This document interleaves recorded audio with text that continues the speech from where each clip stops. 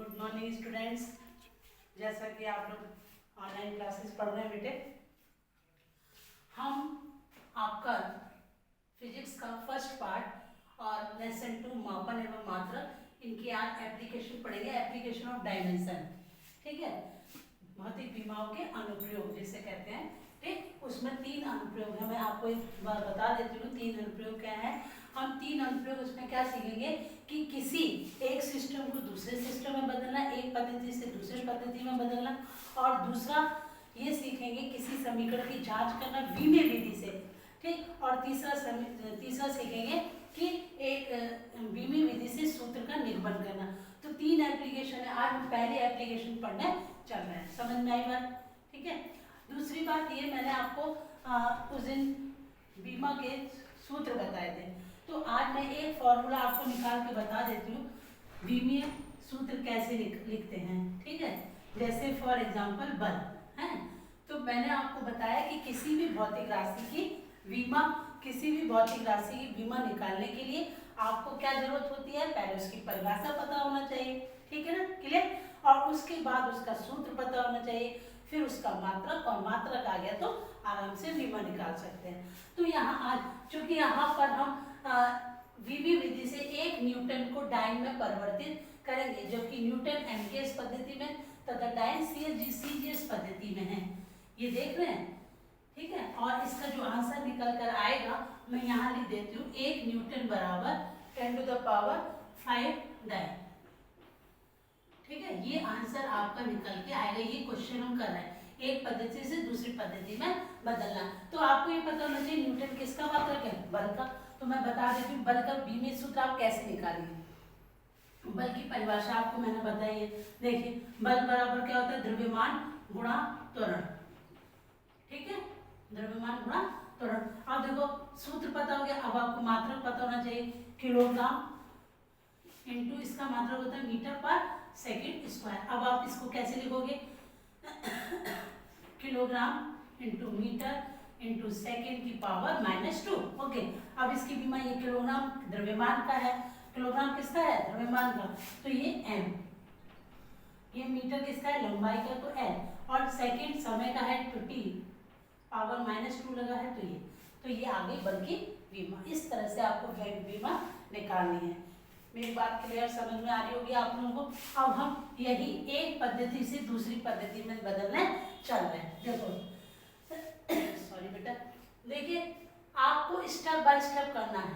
मैं आप स्क्रीन पर देख रहे सारी चीजें कि सबसे पहला स्टेप, अगर आपको किसी एक पद्धति से दूसरी पद्धति में बदलना है तो उसका सबसे पहला स्टेप है कि जो भी भौतिक राशि हो उसका विमीय सूत्र लिख लेते हैं। समझ में आ गई, पहला स्टेप क्लियर हो गया होगा। ये बल है, ठीक है, और ये बल का विमीय सूत्र है क्या, mlt-2, मैंने जो अभी आपको बताया था।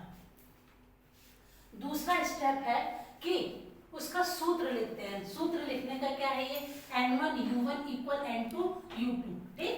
तो n1 क्या है, n1 क्या है, उसका गुणक, मात्रक है, और ये क्या है, भौतिक राशियां हैं, ठीक है। ये एक पद्धति में, ये दूसरी पद्धति में। तो देखिए इसमें कौन कौन सी राशि आ रही है, द्रव्यमान, लंबाई और समय।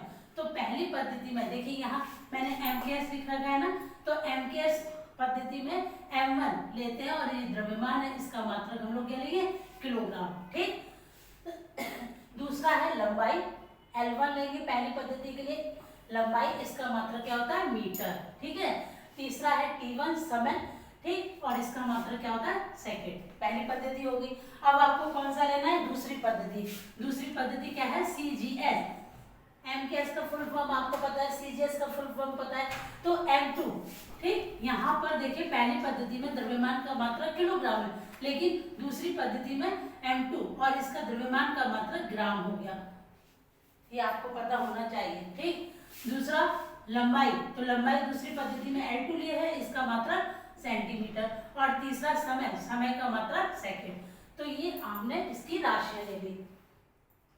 फिर थर्ड स्टेप पर आते हैं। थर्ड स्टेप में जो u1 U1 है, ये भौतिक राशि है, इसको आप लिख ले रहे हैं। देखिए N1 ये पहली पद्धति में लिख लिया बराबर N2 ये दूसरी पद्धति में लिख लिया। उसके बाद फोर्थ स्टेप इसको आप अलग अलग कर लेते हैं। तो N2 बराबर N1 और ये कंपेयर कर लीजिए M1 upon M2, L1 upon L2 और T1 अपॉन T2 की पावर -2। ठीक, अब आप क्या करेंगे, इसमें जो भी आपने राशियों के मात्रक लिए उनको रख दीजिए। अब देखिए यहाँ तक क्लियर हो गया होगा आई होप। अगर आपको इसमें कोई भी प्रॉब्लम आती है, कोई भी समस्या आती है, तो आप कमेंट बॉक्स में लिखिए और मेरे से पूछिए, ठीक है। और व्हाट्सएप पे जरूर होमवर्क सेंड करें, क्योंकि बच्चे होमवर्क सेंड नहीं कर रहे हैं। देखिए आइए, तो N2 बराबर N1 कितना है 1, क्योंकि 1 न्यूटन को चेंज करना है, ठीक है। M1 पहली पद्धति में मात्रा क्या है किलोग्राम, दूसरी पद्धति में मात्रा क्या है ग्राम। फिर L1 पहली पद्धति में मात्रा क्या है मीटर, दूसरी पद्धति में मात्रा क्या है सेंटीमीटर। समय पहली पद्धति में सेकंड है और दूसरी पद्धति में सेकंड है की पावर -2। तो ये तो कैंसिल ही हो गया। अब आइए फोर्थ स्टेप, फिफ्थ। अब इसकी कैलकुलेशन कर लीजिए। तो N2 बराबर 1 और एक किलोग्राम में कितना ग्राम होता है 1000 ग्राम बटा ग्राम, ठीक है। 1 मीटर में कितना सेंटीमीटर होता है 100, तो सेंटीमीटर, ठीक। सेंटीमीटर से सेंटीमीटर, ग्राम से ग्राम। तो N1 बराबर 10⁻³ इंटू 10⁻², दोनों को ऐड करोगे 10⁵।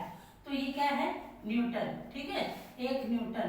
तो ये इसका टोटल क्या आ गया, ये किस में कन्वर्ट करा आपने डाइन में, तो ये CGS में है।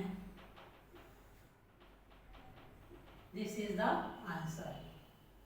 आपने कन्वर्ट कर लिया ना। सेम इसी तरह से सिमिलरली हर स्टेप को आपको समझना है। और होमवर्क में आपको जो होमवर्क है 1 जून को